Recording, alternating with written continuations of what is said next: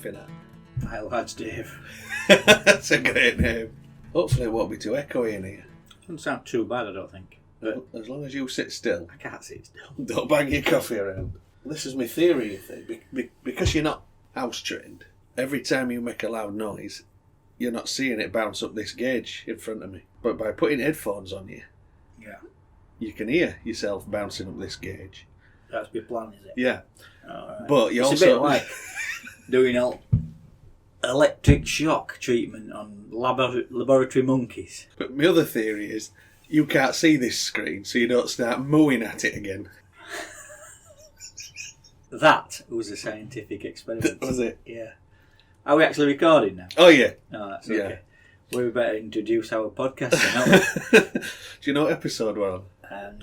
No, the last one. We haven't recorded forever. Are we on 18? Hang on, come on. Nobody really cares. We say this, but nobody really cares. Because last one...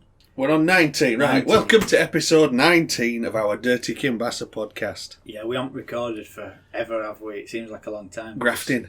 Yeah, just working all the time. And I had a bit of a swan off to France with my mate Andy, because he's selling his house over there. Commiserations. Yeah, I'll be honest, I actually like France. I know this probably surprises you and a lot of people. Don't admit to it. But there's a lot about France I like. I mean, what's this? Have they got traffic noise like us? Yeah, they've got that. But it's I don't like central France.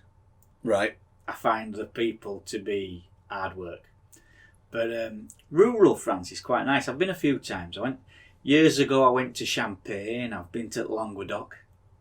And slow pace of life. But it's alright for an holiday. I couldn't live there because the pace of life is just too slow. Well, it might still be then. Well, I don't know if it would. I think you'd get cross with it too, because one of the things I was getting wound up at, is we'd gone over there to do a job. He's selling his house. We were moving all his stuff back. We had to clear out a few little jobs on house, stuff like that. Is that what it was? It was a removal job, Yeah, really, with a bit of DIY. Removal job, little bit of DIY, strip backfield, that kind of stuff. Yeah. And the tip, they're like version at council tip, don't open till 2:30. What? PM? PM. That's fucking lazy, That's because they haven't got a day's work in them, have they? Right? Post office don't open till 1:30. Oh, it's just like Ellen 3 Post days Office then. then. And I wonder if they've been following Postmaster Singh's business model here. Yeah. So so that I find that kind of thing a bit frustrating, because I'm the kind of bloke that wants to crack on with the job and get done. And what I found myself was that I was sat in coffee shops drinking very nice coffee all of the morning and not getting a right lot done until well after dinner time sometimes. That and living off a diet of their little Brittany hour in. They make very strong cider. Right. So basically So you've been shitting through eye of a needle for a week. we were living off, and Andy is a bloody idiot. Is Andy? He does listen to our podcast, but he's a bloody idiot. Now, I like a beer, an ale. I consider myself to be a bit of a connoisseur. So does he, but he's a very different kind of connoisseur to me. Mosher, heavy metalhead. Right. And he thinks that a measure of quality is a number printed on label at bottle. Higher that number, better he thinks it is. Now, is this the number level with the percentage figure after? That's the one. Yeah. So, what he thinks is a session beer, it's 9%. Oh. We aren't drinking that at 11 o'clock in the morning, Andy. We'll get note done. Oh, you're lightweight. Well, if that makes me a lightweight, that means I'm a working man. I know the way the world works. I'm wrong side of 40 now. I'm not playing them games no more. Morning. That's just strong. And cider, again, it were about, I don't know how strong it was. It was strong. It tasted, when something tastes strong? Yeah. You're not going to be drinking many of them and getting work done. Yeah. It's one of those. So that were it, and our diet consisted of that, a baguette and cheese. So we did actually go to a restaurant at one point because we thought we ought to have some vegetables. Other than apples. Yeah, other than in liquid form. Yeah. Yeah, but it were a good trip. It's a bloody long drive, but we had a nice time. And that's one of the reasons we haven't recorded for a while. That and working, and you were working. Yeah, it's got to fit around my shift work. Yeah, so there we go. Just pause there. Just got a theory.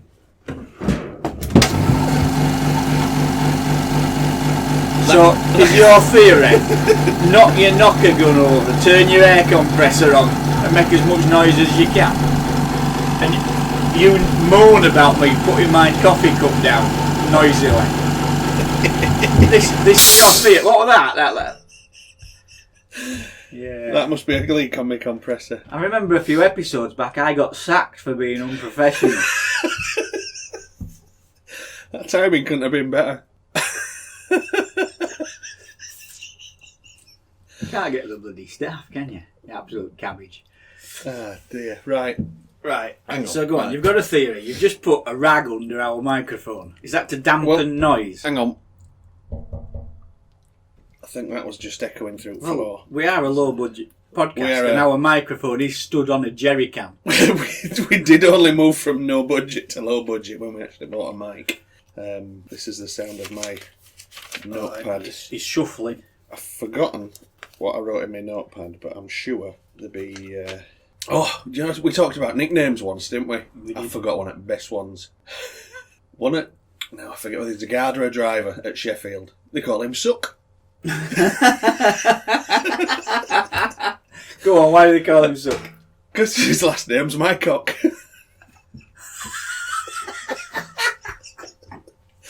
Beautiful. Poor bugger.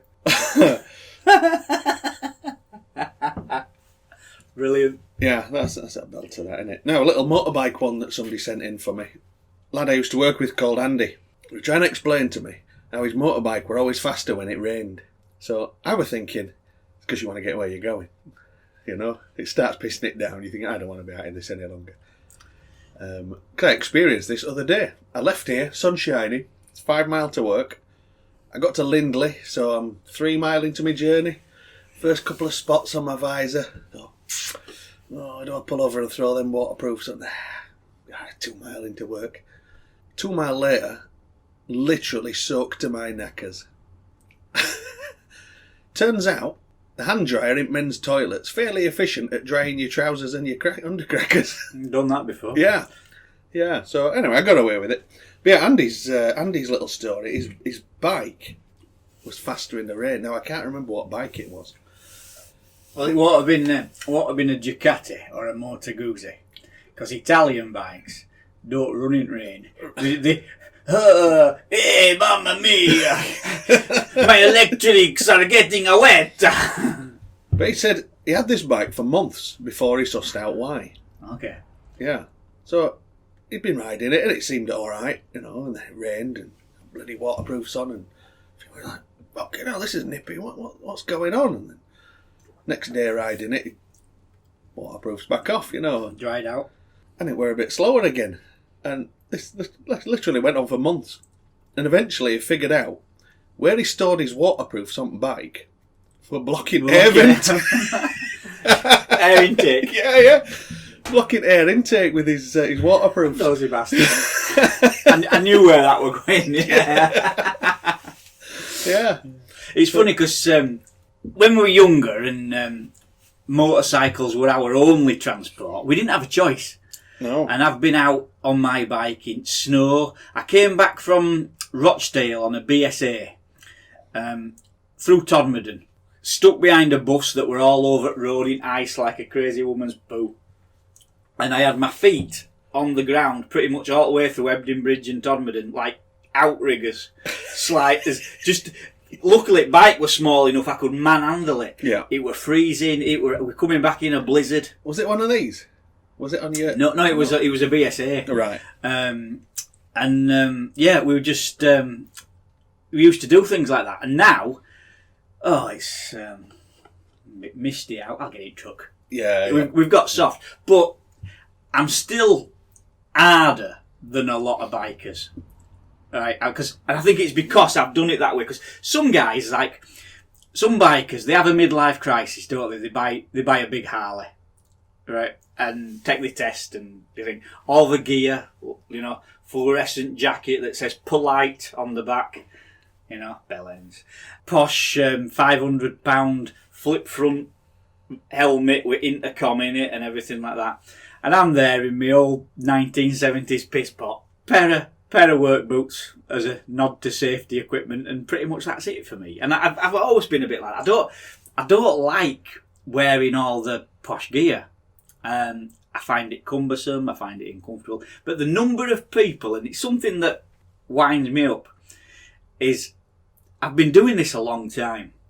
Yes, I've fallen off. I've had cars slam into me, and yeah, I know I could die, but it's my body, The number of people, often young women, right, they've had the test 2 minutes.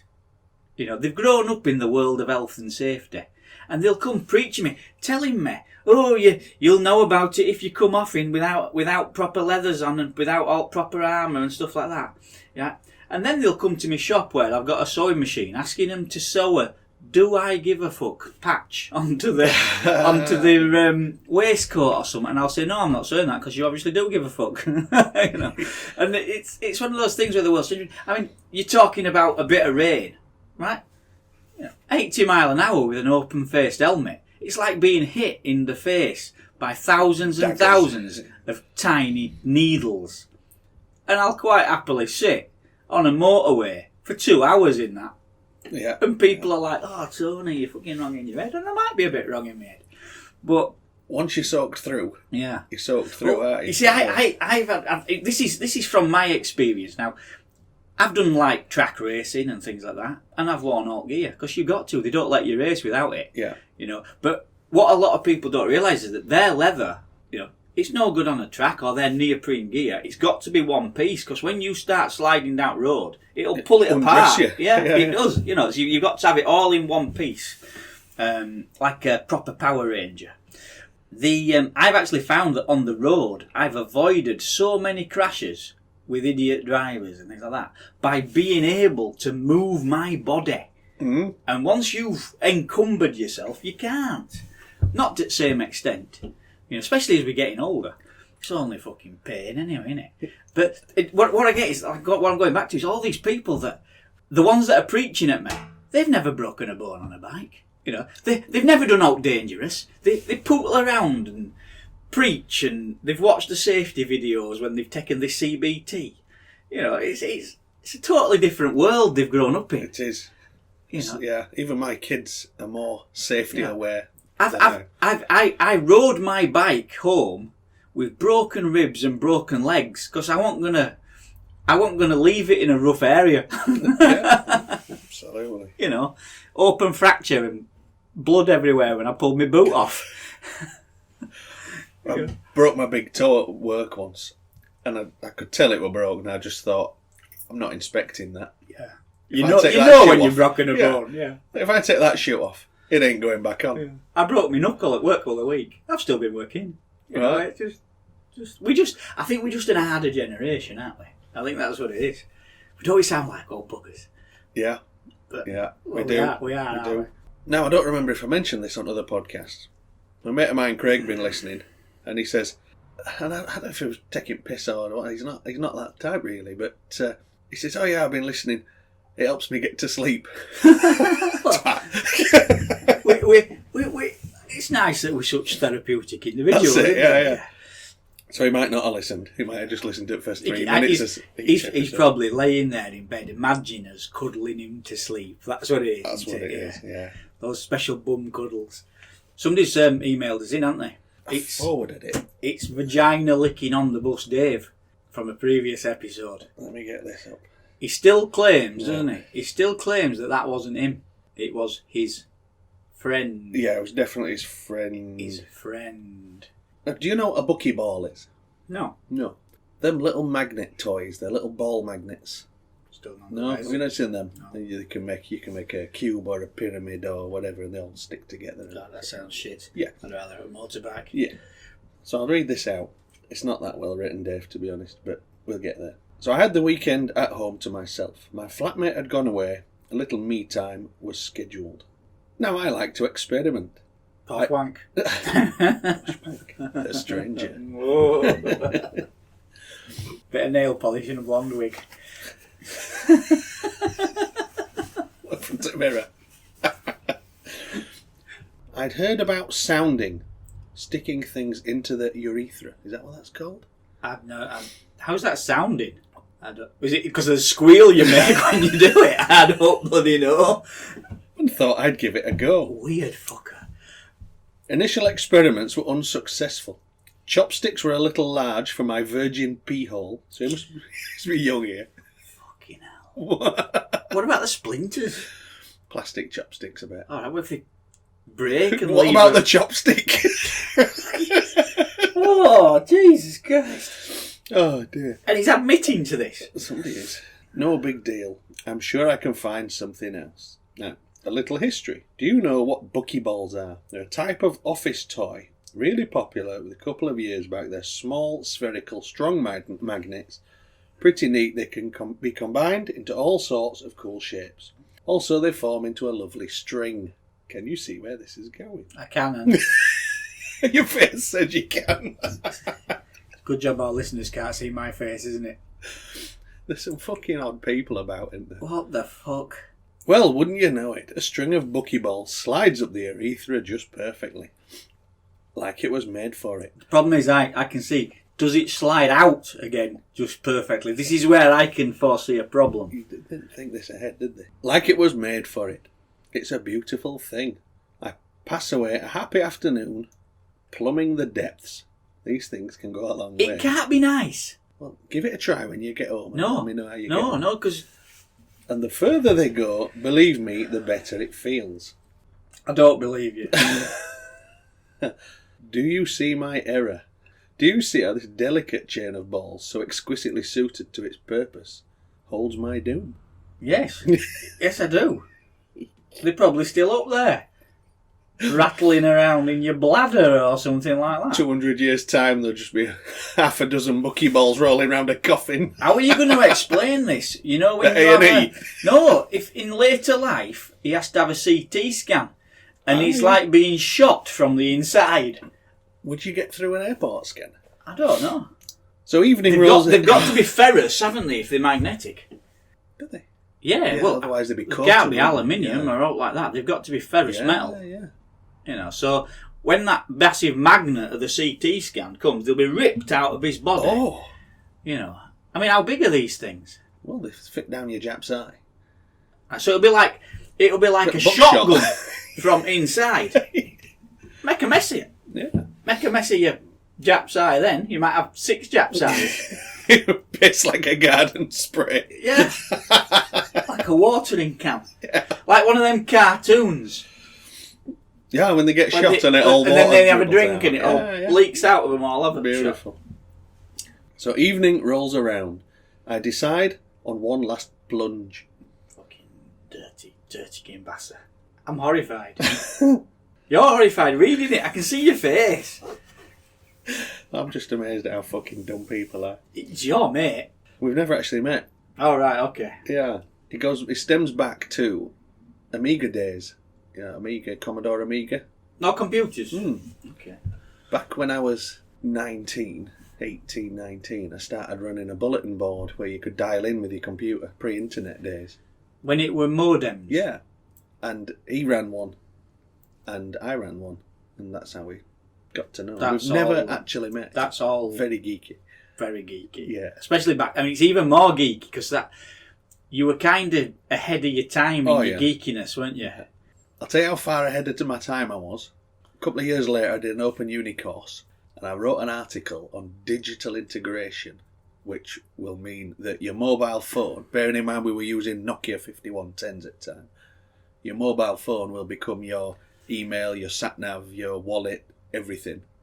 I wrote all this. And it has. And it has. Yeah. And I wrote it 20 Do you know ago. what? Lots of people have been doing this now.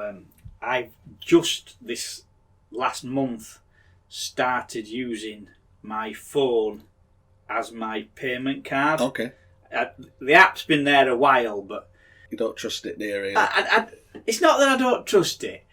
I actually do have a lot of faith in clever technology. And I do trust it. I'm not the Neanderthal that a lot of people think I am. I am, I do understand things.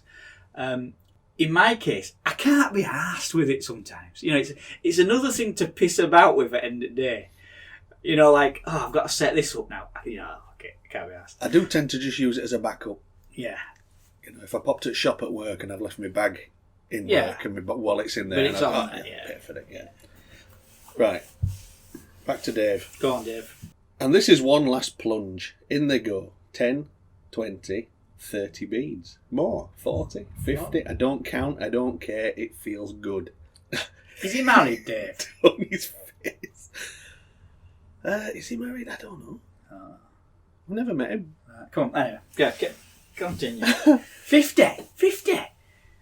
I feel at this point I must explain a little more about buckyballs. I've described them as a chain. This is not really so. Each ball is separate, only held to the next by its magnetism. And what do magnets love to do? They love to stick together. Remember this? I didn't. My last plunge, my final dive continues. Soon, better than 1/2 metre of magnets is inside me. I'm through the prostate. Yeah?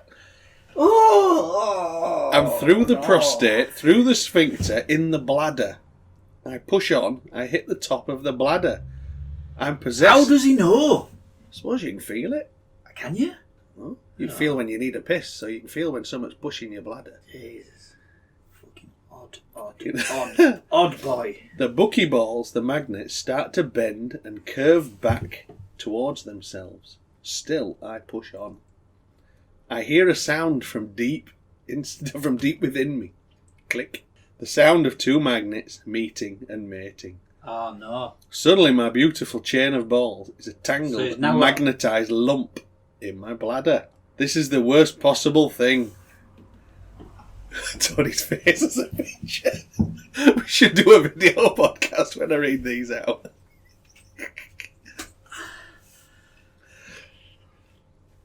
Panic. Wouldn't you? No, I wouldn't. I'm not a panicking kind.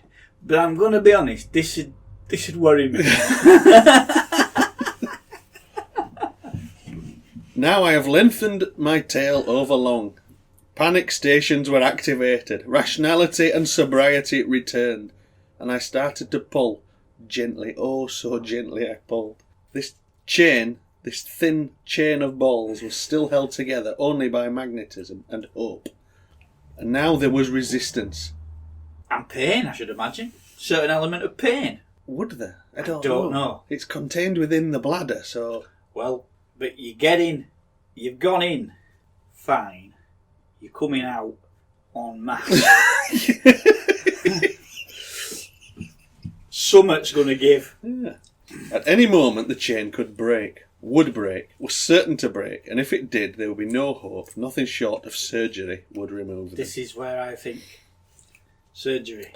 Still the chain held, all the way down, right down to the penis. Did you know the smallest diameter part of the whole system is the end of the penis? I do. I didn't know that.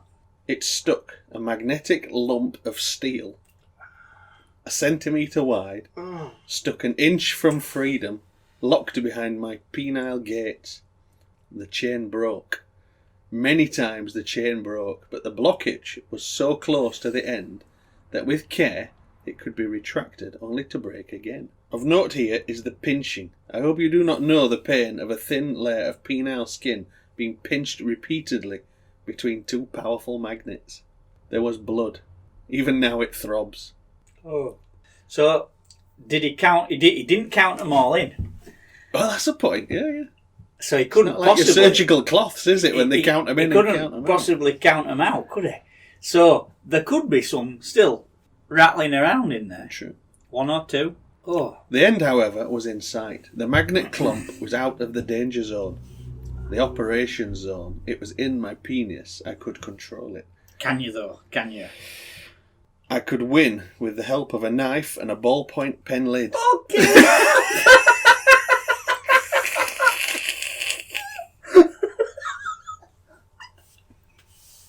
This is the guy that says it definitely wasn't him cleaning up in Isle Vag.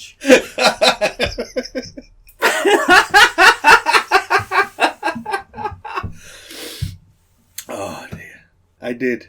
I'm not sure I advised sticking 74 magnets up your dick, so I did count. Count them out. Yeah. Brilliant. Jesus Christ, Dave. Oh, my eyes are actually watering. Your turn. Usually it's me that melts down. Oh, gosh. What I've noticed is what Dave had there is what my kids now have. Well, my youngest has. My eldest don't really bother with it. You need to take them off her. Well, she doesn't have those so much, but there's these things that, in common parlance, the modern sort of word for them has become fidgets. So you get like little spinners on bearings and right, little like things where you pop the bubbles one way and then pop the bubble the other to just mess with. And that's kind of what he had there. Like he said, it was an office toy. Yeah. So it was something to mess with. Like the old pendulum bangy swingy ball things. Yeah, that's it. I've never really been into stuff like that, but we had a bit of a meltdown yesterday. I found a 3-month-old milk stain on my living room carpet that no one had told me about, so it had gone hard. Nice. And how had it been covered? What was it hidden by? Well, it wasn't hidden. It's just that I'm working all the time. I haven't been in there. Right.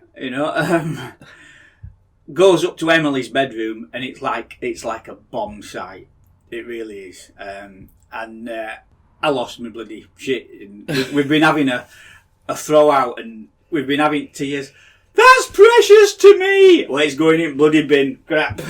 Crap. And I've thrown loads of crap out like that, You've got to do it. Yeah, you've got to do it. Otherwise, you end up with a shed like me. Yeah, it's a funny carry on. We got some help and she's a bit happier now, but she can actually get into a bed. It's one of the things when you're working all the time, you don't necessarily see how bad messes getting sometimes. I drew a rule last week with kids, and I said, if your bedrooms aren't spotless, you don't get to go on computer. Yeah, that's what we're going to be doing at our house now. So they had a blitz that took them half a day. Yeah. But I said, if you keep it tidy now, it's 2 or 3 minutes quick whip around before you go on computer, and this will happen every day now. And we've kept to it about a week now. So yeah, that's all right. But it's that initial blitz, isn't it? Yeah, it's getting kids to do that initial blitz is.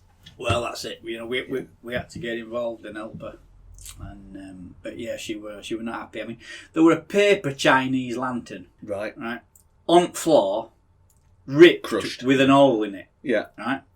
So I picked it up, I threw it away. She went mental. I love that Chinese lantern. Well, if you loved it, you wouldn't have been booting it around the floor, ripped to shreds, would you? So that sound of her. She wants some speech then. Oh, bloody idiot. She. But yeah, don't ever have kids. No, well, my dad used to say this to me, Yeah. and as an only child, I went, "Yeah, fucking thanks, Dad." Yeah. And then I had kids. Yeah. And I went, you were right. Oh, God. Why didn't I listen? Yeah, I mean, the other one where I took Holly to a horse riding lesson at North Howram.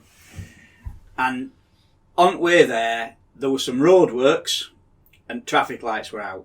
It were chaos. It took me 50 minutes to get to North Howram, up the Whipper Home lights and then these roadworks and, at Shelf and all that, What a nightmare. I'm driving back.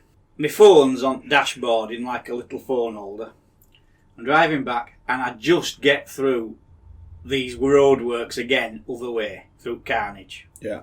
Phone pings. Dad, don't be cross. I've forgotten me riding boots. You're not going to be back in time, Right. are you? That's it, right. She knows I'm driving. She's just seen me. Drop her off and leave her. And she's texting. So I ring her because I can do that hands-free. Didn't answer. Right? She didn't answer. Yeah, anyway. Right? I tried again. She still didn't answer. So I went into text and I left like a voice message. I'm driving, you idiot. Answer your bloody phone. And I got a message back. I'm busy right now. What? Right, fuck it. Well, you're not getting any bloody boots, and I, Wow. Kids, just, don't have kids. Ever. Be like Dave, he probably can't now with all those ball bearings in him. Beautiful. How?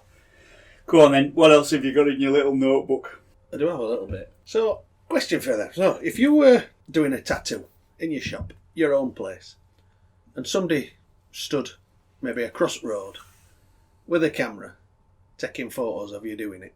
Well, they can't. Because? I have these black curtain things in window to stop people Tattoo looking privacy. in. Privacy. Because you could be tattooing an arse or a tit or whatever. Yeah, and yeah. Just, I don't want folk being nosy bastards. Right. Okay. So you haven't got blinds, right? And somebody's taking photos from across the street. Alright. And then maybe get a bit closer to your side of the street and take more photos of you doing your job. Yeah, but why would they do that? What would you think? What would you say? I'd probably gentlemanly. Gentlemen. Ever so politely. Ever so politely. Yeah. Remove them.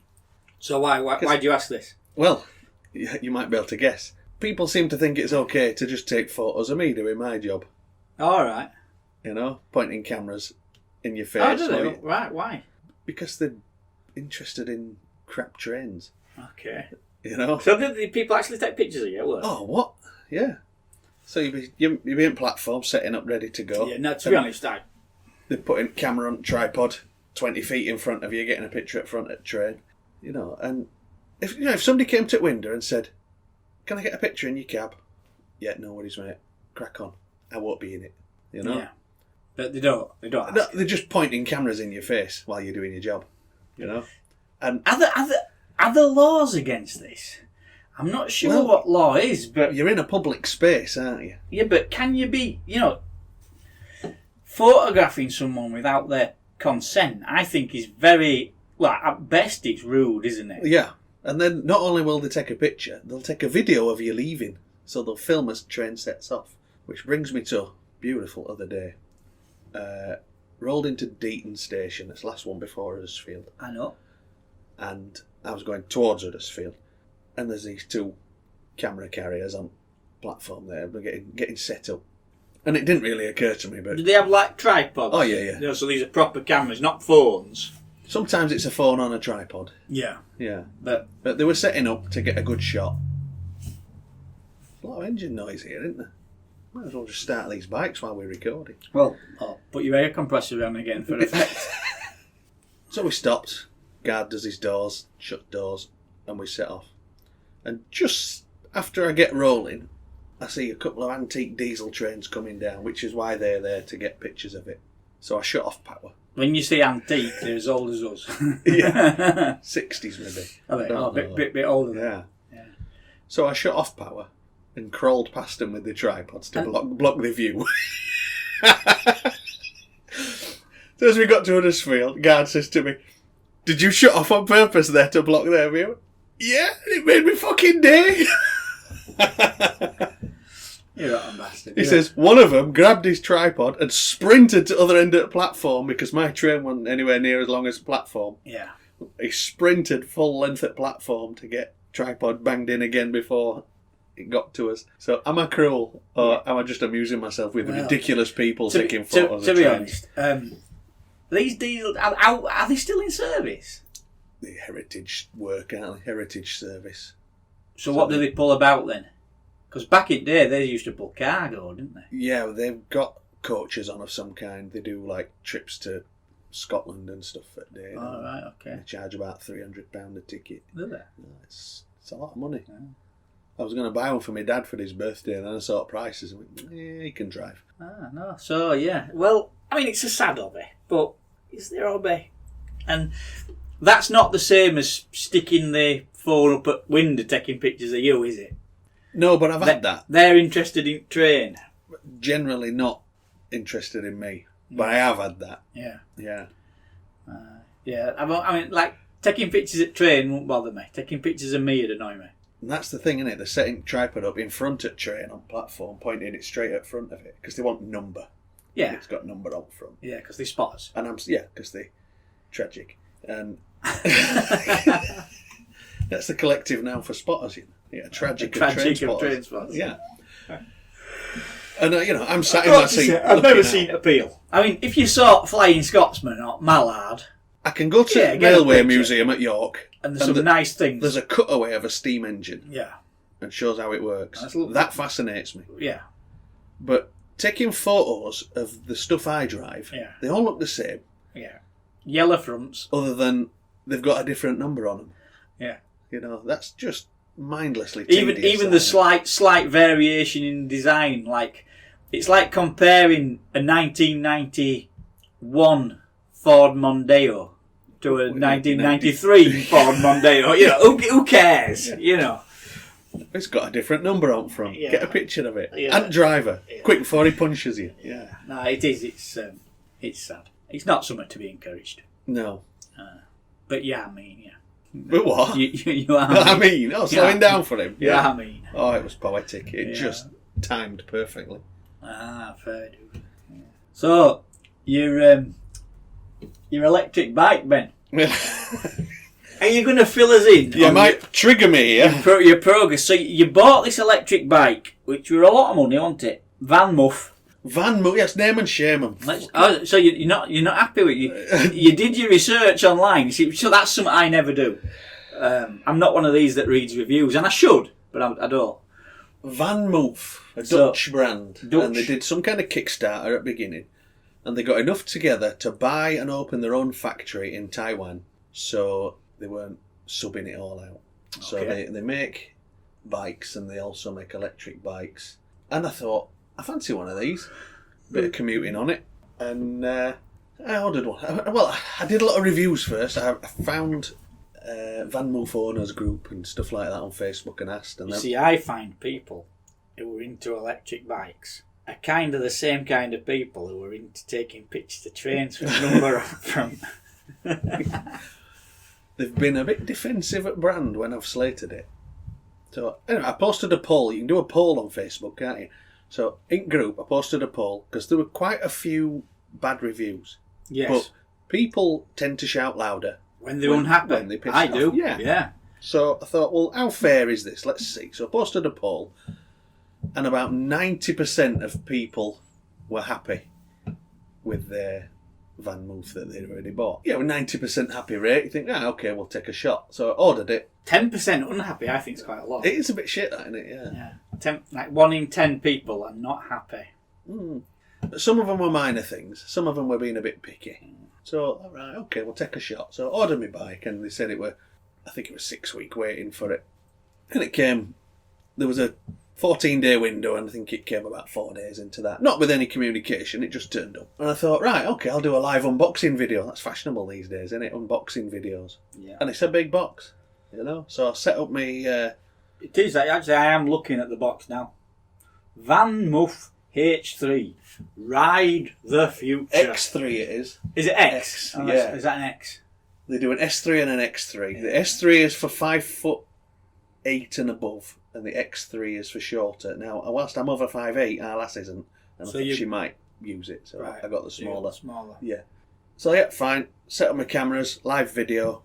Let's see. Let's be unbiased review, shall we say? Because a few people had said they'd struggle to put it together with stuff on it. Yeah, okay. So I built it, and the bit that everybody complained about took me about 40 minutes, which should be 10 seconds. It's crap. And my saddle clamp, the bit that you adjust your saddle with, was a stripped bolt. The thread was stripped on the end because it had to. So, and then it had been over tightened and stretched as well. So it was a bastard to get out. So what you're going to have to do, get a new part or engineer a new one? Well, I managed to get it out, and then I wound a bolt through from other side several times, which it seemed the clamp was all right. It was a bolt that had stretched, the clamp hadn't. So I wound a bolt in and out several times and managed to get that working. And I fit a temporary bolt that were too long, but wound a nut down bolt to shorten it. That'll do. Okay, that's sorted. Next day, I went for a ride to the bolt shop. Got to get one that's right size. And I thought, fucking underpowered this. I've had a couple of electric bikes in the past. Just not up to scratch on power. So, are you meant to help it by pedalling? Yeah. You've got to, legal requirement in England is you're allowed 250 watts of assistance up to 25 kilometres an hour. We're a nation of fannies, are we? And you have to be pedalling. You're not allowed a throttle. You're not allowed a throttle button. But what Van Muff have done, because the legislation says 250 watts average assistance. Okay. So what Van Muff have done is they've put a boost button on. So temporarily, while you hold that button, you get a little bit more than your 250. So you'd put some insulation tape over that then? Tape down, yeah. Well, somebody's done that software-wise. Yeah. You could change your app. Right, okay. Put it on the next level. Right enough, yeah. But even then, it's still not a patch on the Bosch system that I used to have. Right. So then I thought, well, you can get a 2 litre engine, or you can get a 2 litre engine, can't you? You know what I mean? And they've got a 250 watt motor, which it might be drawn 250 watts, but it ain't putting the power out like it should be. Mm-hmm. Emailed them. I want a new seat clamp, please. This was, sent them pictures at seat clamp that were fucked. Email back, auto response, 5 days response time to deal with your issue, of which was, I think, a month ago now. They still haven't replied.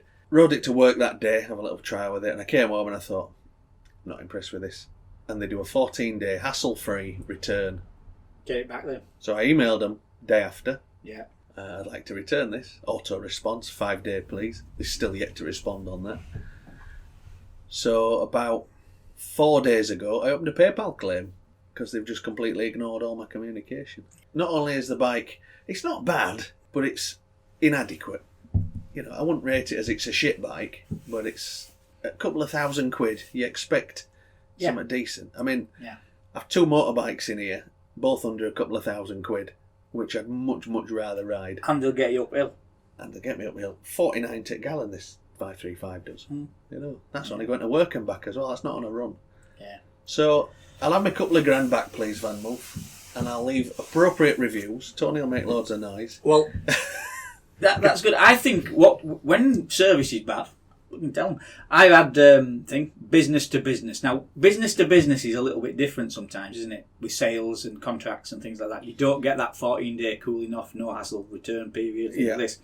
Now, I got contacted by a very polite young lad who rang me up, and just so happened my mobile phone contract for the business was coming to an end. First thing that came out of his mouth is, "We can save you money." Well, they haven't saved me money. It's been a pain in the arse from day one. The contract transition didn't go smoothly, so I ended up being double billed by 2 companies for the first month. Yeah. Straight away, had there been any savings, that month would have negated them, wouldn't it? Yeah. But there aren't any savings. The prices quoted were wrong. They've basically lied to me. I'm finding that I'm having to deal with 2 third parties. Right. As well as the mobile phone service provider. Shame? So we're going to name and save them. Plan.com, based on the Island Man. Get your fucking director to ring me. And in the meantime, I hope your fucking liver bursts.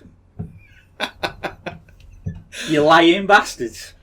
Plan.com. And they delete anything you put on their Facebook. They're all nice how they're playing hockey in the local community league and shit like this. And, delete any comment you make about them being a shower of shite. Yeah.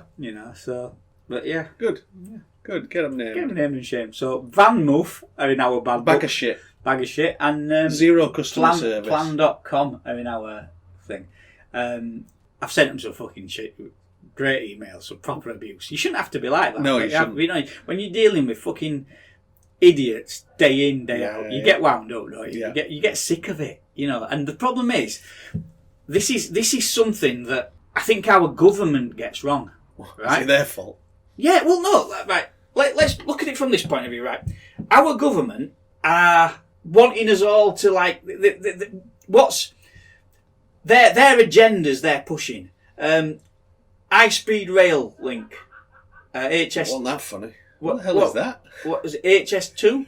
Something like. Was that what they call it? Can't remember. Yeah, HS2. So HS2. That's divided the country, right? Electric vehicles. What they ought to do is, if there were a political party and their manifesto was, we're going to sort out the little things that piss you off. Right? We're going to stop all these ridiculous bloody sales calls that you get all day long, all day. That kind of thing. I'd vote for them. That's the kind of thing that does actually affect the little guy like me. I don't give a shit about HS2. I'm never going to catch it. I don't live near it. But you can cut 20 minutes off your journey to London. But I never go to London. God, why would you want to? Exactly. So that's the point. So why does that? Why is that a big factor? It's not, is it? No. But I get, during the week, I bet I get an average of 10 calls a day just wasting me time. Yeah. Stop it. I mean, at one point, they outlawed cold calling, didn't they? And that's why a lot of them are international. They call from India because the laws aren't the same over there and things like that. But the British company's behind it. Do you know what I started doing with them when they ring like that? Go on. And I go, you've 20 seconds to get my attention. I'm busy. Failed. 15, 10, and they no thanks, bye. I get they're only doing the job. He seemed like a nice lad. I answered the phone. He said he could save me money. He's talked shit. It's been a pain in the ass from day one. I'm now tied into a contract for 2 years that I can't get out of, and I'm not happy with it. It's been missold to me. It's lied to me. I mean, I'll tell everybody I speak to not to use that bloody company. You could get out of it with a breach, though, couldn't you? But it's such a fact. That's the problem. It might take me 2 years to get out of a contract. Yeah. It's ridiculous. It's just one of those things. And you don't have a cooling off period when it's a business-to-business contract. I don't know why. You should have, really, shouldn't you? Yeah. Because you're not a mobile phone specialist. That's right, And, well, the fact is, it don't matter whether I'm a mobile phone specialist or not. They've lied to me. The first thing that came out of his mouth is, would save you money. They haven't saved me money. So, where are we? And that's what we've come to, It's one thing after another, isn't it? You with your electric bike, it's not doing what it's supposed to do. They're not. You've got a 14-day coolant, but they won't respond to you within the 14 days. That's just shit, innit? They didn't even respond to PayPal initial contact. They've waited for escalation to a claim. Right. And they know. Because as soon as I've clicked that money's held. Yeah. So they know. You'll get your money back out. Oh, I will. And they might not get their bike back. Well, they need to arrange collection of it, don't they? That's it. They need to sort it out. And I'll give them 6 months. I think it's more than reasonable to come and collect it. And if they haven't, it will get sold. Burned. or publicly destroyed on a YouTube video about with you saying how shite it is. We'll wheel it off a cliff. It may. I don't know why you bloody want one anyway. Well, I sold my other one, which were better than this. Yeah, I had a nip round block on it. It were all right. Yeah, it didn't have quite same pull as a motorbike. No, did it? no. Just. And to be honest, I was thinking for commuting, and then when I think this little Virago 535 here does 49 tech gallon to work and back. That's 5 trips to work and back for £6. It's funny because one of my mates has just bought quite a scarce bike. But Royal Enfield. Has he bought it off you? No, he's bought a Royal Enfield 500cc diesel motorcycle. Okay, yeah.